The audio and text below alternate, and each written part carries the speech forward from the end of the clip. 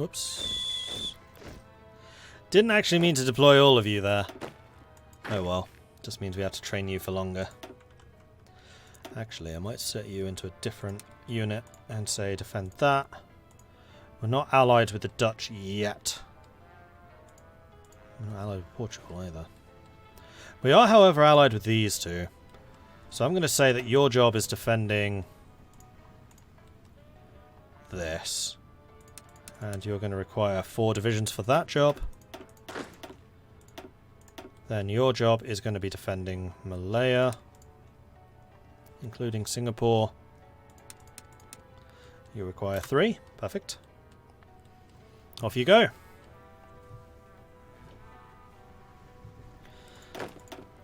So this is Papua.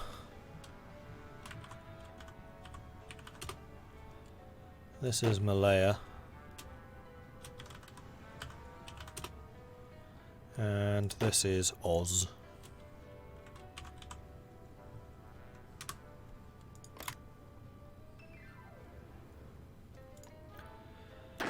Which Henry Winter is the wizard of.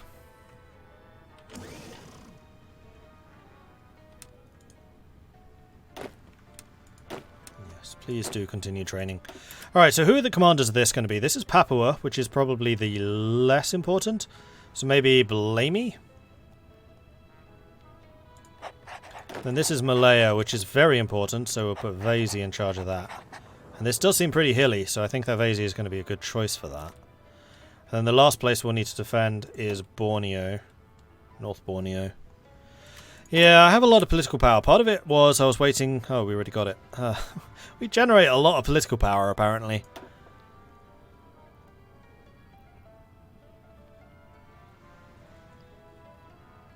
Don't really need any of those.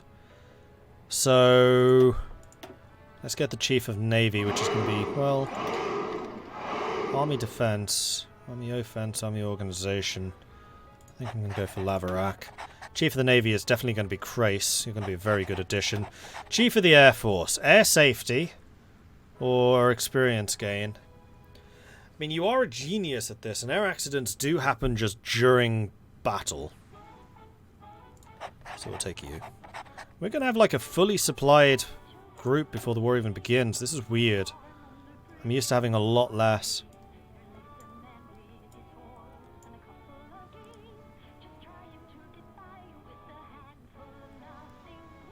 I'm going to see if they accept this. Singapore is too far from London to be secure. Australia will take it upon itself to protect this outpost of the Empire from the aggression of others.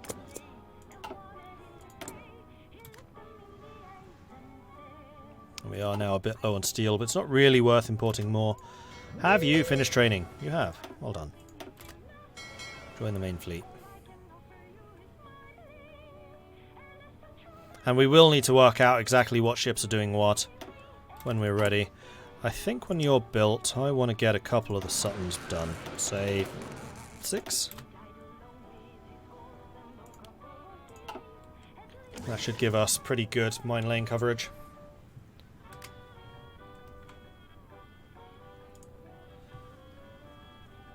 Oh, I am so sorry, Lars. Thank you very much for the 16-month resubscription. I completely missed that. My bad. That was an hour ago. Sorry about that. I hate to play this game, but I love watching others play it. Well, thank you very much, Lars. And hopefully you're enjoying this playthrough as well. Oddball, woof woof, thank you very much for the follow. Kai Zar, thank you very much for the follow. Welcome to the channel. Lucian, thank you very much for the follow. Welcome to the channel. Then Kixron's asking that I drink some tea. So I shall do so. Be prepared to defend the French colonies between Australia and New Zealand, because the French sure as hell won't. Oh, over there. Well, my hope is that the Japanese don't even get this close. Which we'll see. And the Z++. This one's for you. Done. So here's my operational plan. I'm going to mine as much of this area as I can. The primary benefit of mining is not actually to do damage, it is to slow enemy ships. And if I'm slowing the enemy ships down, then I'm hoping that the Dutch Navy, which is bigger than mine and has Helfrich, is going to be able to intercept any A, submarines, which are also slowed, and B, troop transports. So if we can beat the Japanese before they even land anywhere, that would be fantastic. If we can't do that, or if they appear with the main Japanese battle fleet, which they might, then hopefully we can do some damage with the mines as well. Like, we are having that option. A number of communist delegates from around the world met in Paris today for a founding conference, laying the groundwork for what is to be known as the Fourth International. Calls for its formation have existed for years, with supporters of Trotsky's theories taking the lead. Stalin has responded to the growing support for Trotskyism abroad by ordering additional assassinations and increasing propaganda against his old rival. With the past purges of suspected Trotskyists in high ranks of Soviet military and leadership in recent memory, this is unlikely to be met with any resistance. How many internationals will there be? Escort carriers is going to be pointless, but that's a big bonus to destroyers. So we'll go ahead and do that. Still have to build the mine layers, yes, but they are very, very, very, very, very cheap. Yeah, see, we build one a month. Even with shortage and only with 5 factories. And we can't lay any mines until war is actually declared. Oh, that's a point. We don't start at war with Japan. That happens later. So I'll join the war against Germany, which means I'm technically at war and I can start mine laying at that point. German demands for the Sudeten territory in Czechoslovakia, which is home to a considerable German minority, have intensified. At a summit held in Munich, Germany, Britain, France and Italy sought to find a diplomatic solution to the so-called Sudeten crisis. Czechoslovakia was not invited to attend. An agreement was reached in which Germany annexes the Sudetenland, but will not pursue any further territorial gains in Europe. Mr. Chamberlain spoke to crowds in Europe. For the second time, a Prime Minister has returned from Germany, bringing peace with honour. I believe it is peace for our time. No war this year, then. In a public declaration, Miklos Horthy renounced the treaty imposed by the Allied powers following the Great War. Signed by the Hungarians under protest in 1920, it greatly reduced the country's size and limited the strength of its military. In his speech, Miklos Horthy already hinted that Hungary may soon look towards reaffirming its claims on the territories taken from them 2 decades ago.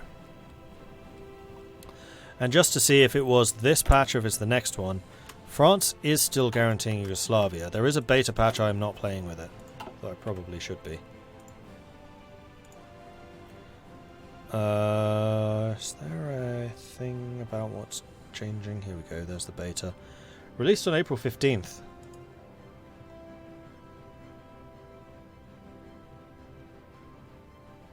No, this was a different beta patch.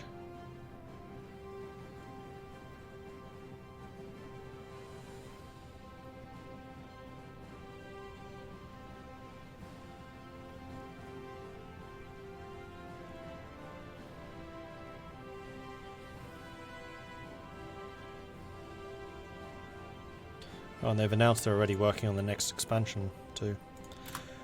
Nothing said about it, just that the team has started working on the expansion. Are they reworking Yugoslavia? No. So what I'm talking about there is, with the La Resistance, Yugoslavia now starts the game guaranteed by France, which really changes how Italy plays. However, this guarantee should be removed after the Munich conference. So after they basically abandon Czechoslovakia, France loses their guarantee of Czechoslovakia. It should also be removed in Yugoslavia. That was or is to be fixed in a patch, but it hasn't been applied yet, apparently. Is this historical? Yes.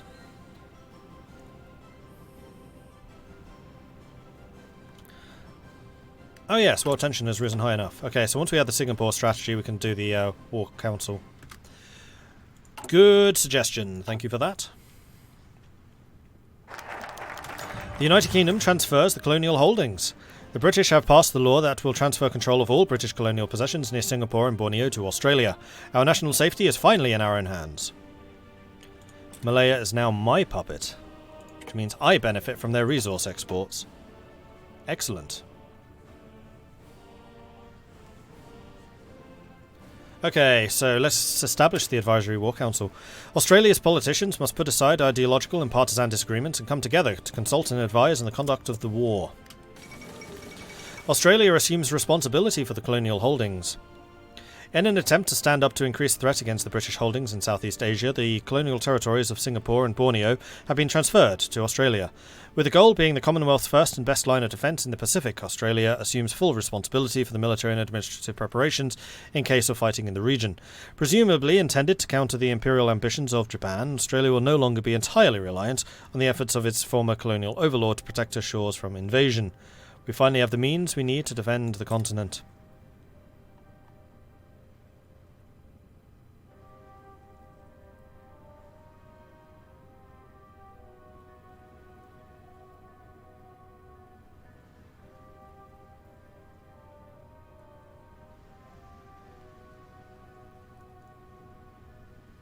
What if Germany goes the alternate route? That only happens if they do Sudetenland. So if they never demand, or if they never do the Munich conference, then the guarantee of Yugoslavia stays.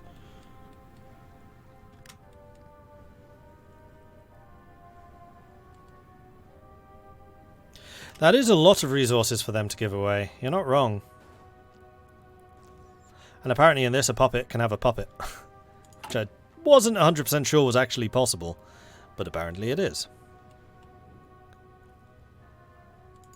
Oh, we also need to research fighters. 1936 fighters. Soon. And start building them. So that when war is declared, I can move them over to France and help defend. Low manpower? You don't say. In one of my games? Impossible. Actually, can I lend lease to India? No, not until the war is declared, unfortunately. Because I can just send a bunch of manpower to India. Or maybe even to Indonesia. That might be a better idea. Okay, so we can get the fighter. Is there any reason not to do this? We already have Commonwealth Air Corporation. We already have the Empire Air Training Scheme. The only thing that we don't have is the Commonwealth, the British one. But I think that's fine. So we're going to go ahead and research that. 118 days, and we can put those into production.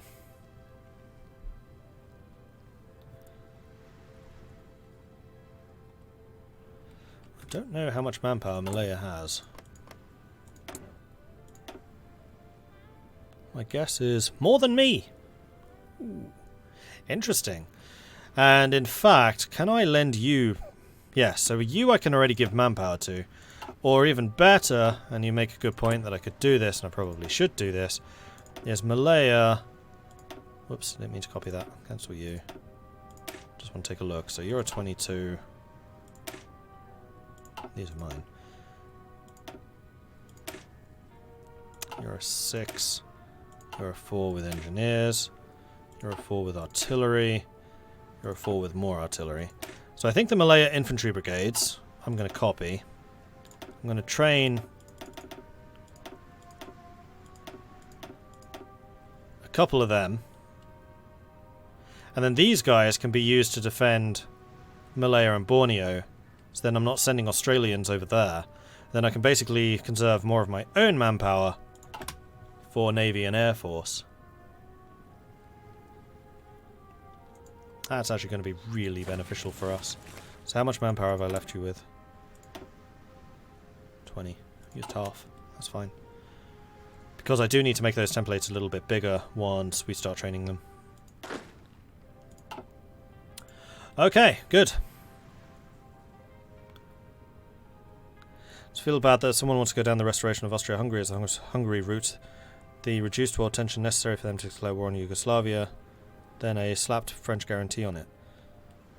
Well, the French guarantee, I think, is historical because it was part of the Little Entente, which was between Czechoslovakia and Yugoslavia, which is historical.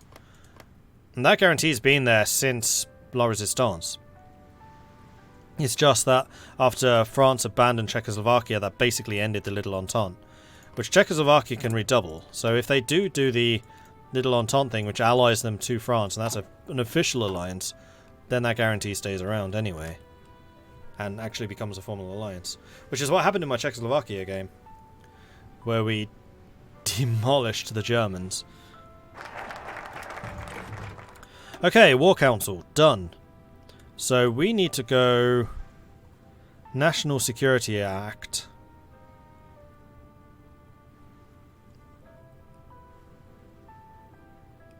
And then Civil Construction Corps, which will actually help because it'll let us get the Allied Work Council, arms production, and then the research collaboration. Oh no, that's going to require us to have more than 50 factories. Okay, that one's going to be difficult for us to get. This one will be easy. Oh no, we need to be independent for that. Ah, fine.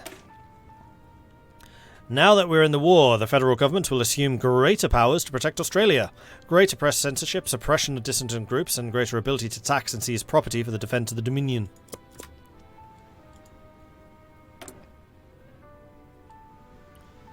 And the government can again be modified, because of course it can.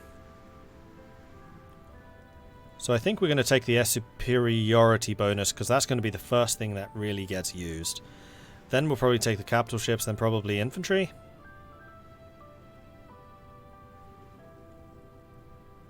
Yeah.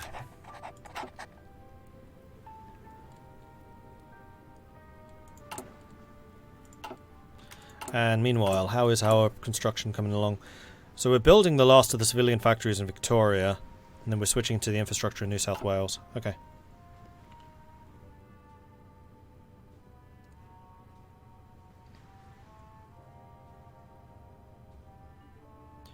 Can I play as Spain, win the civil war for the anarchists, and support the anarchists all around the world afterwards? That is one thing you can do, yes.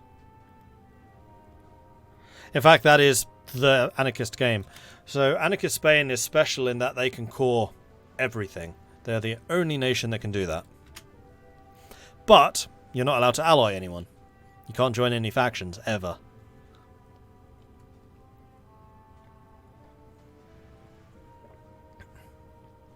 Is Australia a good country to play as in Hearts of Iron 4?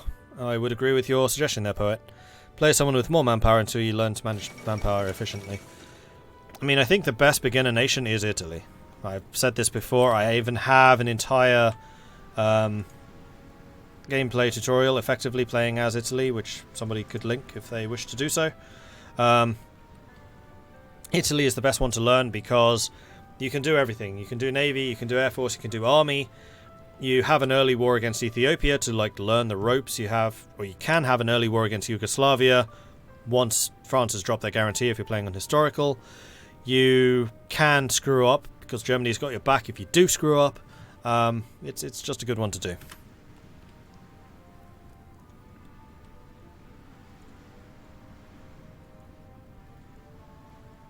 And there you go, there's a link to it. I like Germany more. The focus tree actually forces you to learn good Hearts of Iron 4 habits. I don't necessarily agree with that. Actually, I think that Italy might teach you a bit more about good habits. Because as Germany, you can just take it for granted. You can rely on their huge industry. Okay, so you guys can basically all fall back to... Oh no, you need to stay there in Papua New Guinea. We could try to defend some of these islands, though quite honestly that is a massive pain because there are a lot of ports. We need 1, 2, 3, 4, 5, 6 divisions to defend just this.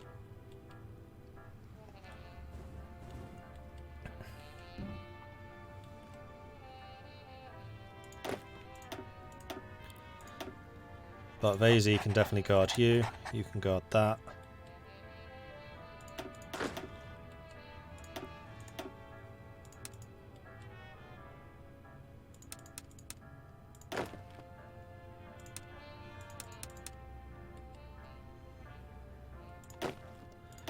Then you're doing Brunei. That's going to be Robertson, I guess.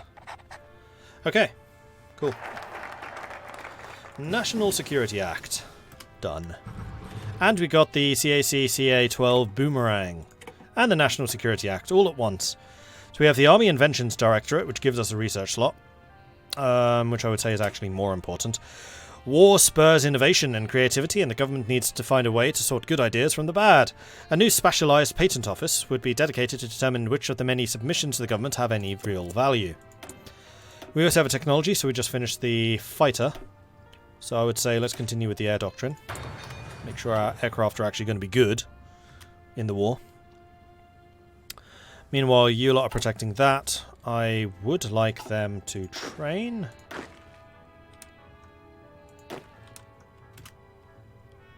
Like so.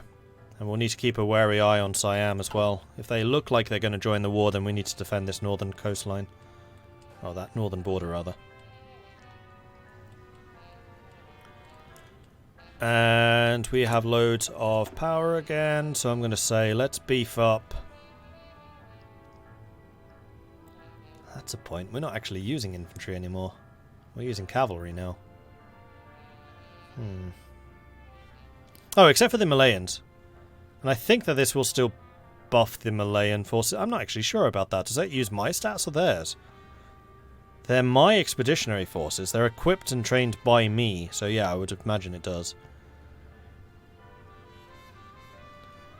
Or we can get the capital ship upgrade. We're not using cap ships, so I think I'll go for the infantry. Especially because that guy's a genius. Plus 20% defense is huge. And this is far more likely to come under threat earlier.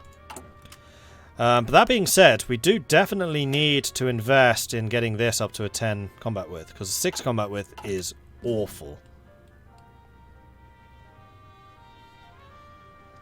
And at some point we do need to get motorized and field hospitals. Like, I haven't forgotten that. It's just another step away from where I am able to feasibly get to. Do we have an army theorist? No. It doesn't exist. We can only get navy or air. I mean, the air theorist could actually be good, particularly considering our focus on air force. Fate of Czechoslovakia. German troops have crossed into Bohemia and Moravia, ostensibly to restore order in the regions in the wake of the collapsing Czechoslovakian government. In Prague, the occupying forces announced the creation of an autonomous protectorate within the German Reich. With German support, Slovakia has been declared independent under the leadership of Joseph Tiso. The nation of Czechoslovakia is no more. An ultimatum has been delivered to the Albanian government by the Italian diplomats, demanding that they submit to complete military occupation. King Zog has abdicated after realizing the futility of resistance, and Albania will be ruled by the personal union under King Victor Emmanuel III. Italy looks towards the Balkans. And that guarantee still exists.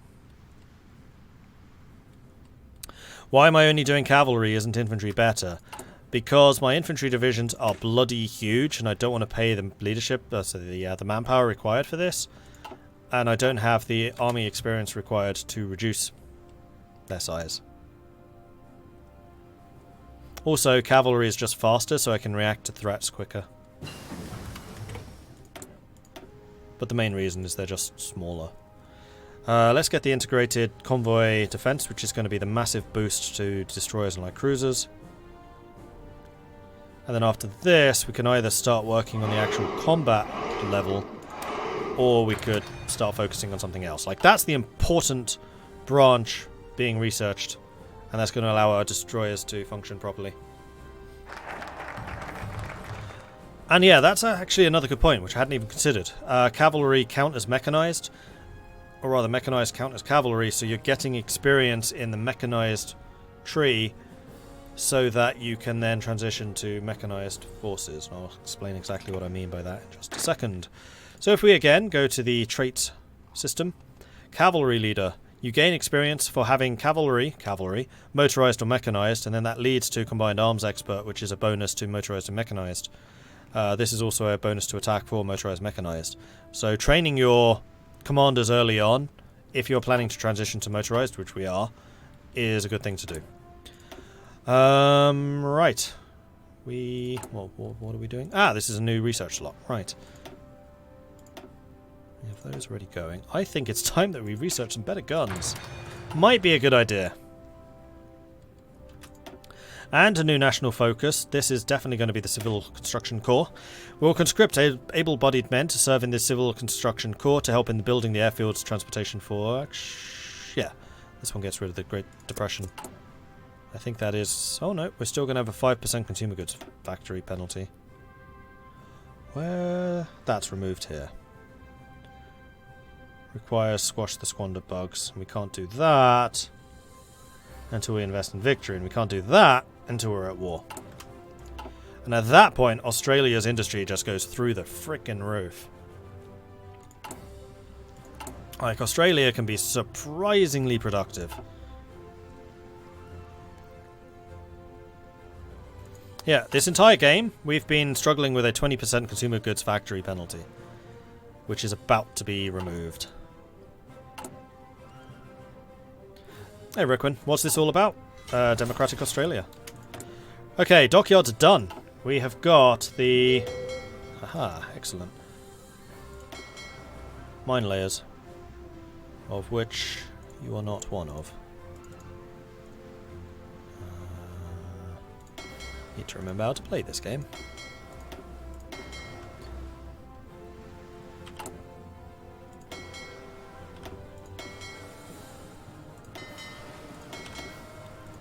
So we'll train all of you. I'm not actually sure that it's worth training you lot, but we'll do it anyway. We're also going to say, do not engage. You are not allowed to fight people. That is not your job. Your job is blowing other people up before they can even see you. Right, new ships. I think we're just going to go all out on building Eagle Slayers right now, because our light cruisers are pretty phenomenal. Is there a place to check your current consumer goods percentage? Yes, there is. So if you go to the construction tab, and then hover over this, it shows you. So currently 36% of our civilian and military factories combined are producing consumer goods. Most of it because of the partial mobilization, some of it because of the Great Depression, and stability is dropping that requirement a little bit. So 9 of our civilian factories of the 18 that we have are currently being used by consumer goods.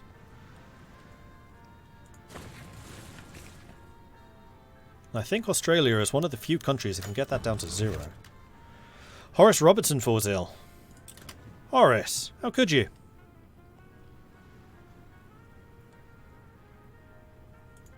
And we can have another government modifier, so let's go with... Oh, I don't know. Oh yeah, F Warfare Specialist, that's what we're going to do. Italy has joined the German Reich. Italy and Germany have expressed many conflicting interests, particularly in Austria and the Balkans. This has not, however, prevented the countries' foreign policies growing ever friendlier towards each other, and negotiations are underway for a pact that will protect common interests. If negotiations are successful, we could see an alliance that will be able to exert great influence in Central and Eastern Europe. And Czechoslovakia still guaranteed by France. Molotov-Ribbentrop Pact. Diplomats from Germany and the Soviet Union concluded what observers are describing as a historical agreement today with the signing of the Molotov-Ribbentrop Pact. Named after German Foreign Minister Joachim von Ribbentrop and his Soviet counterpart Vyacheslav Molotov, this non-aggression pact stipulates that neither side will ally itself nor aid an enemy of the other. Foreign diplomats warn that this treaty effectively gives Germany a free hand to wage war in Europe without having to fear Soviet intervention. It's fine. It's half a world away from us. This will have absolutely no bearing on us. At all. None. Nada. Zilch.